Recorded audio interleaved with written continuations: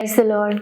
మత్తయి సువార్త 6వ అధ్యాయం 8వ వచనం చూసినట్లయితే, మీకు అక్కరిగా నున్నవేవో ఆయనకు తెలియను అని చెప్పి ప్రభు ఈరోజు మాట్లాడుతున్నాడు. నిజమే ప్రియ దేవుని బిడ్డ, మనం ఆరాధిస్తున్న దేవుడు మన అక్కలను ఎరిగి ఉన్న దేవుడు.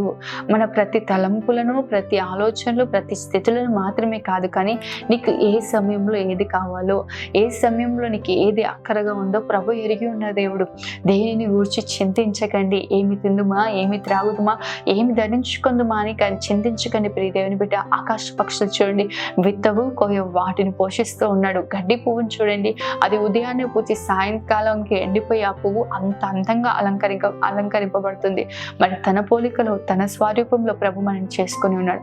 ఏ సమయంలో ఏం కావాలో ప్రభువుకు తెలియదంటారా? ప్రభువుకు తెలిసినంతగా మీకు కూడా తెలియదు. కాబట్టి నిశ్చయంగా దేనిని గురించి చింతించకుండా కృతజ్ఞతాపూర్వకంగా మీ విన్నపములు దేవుడికి తెలియచేయండి.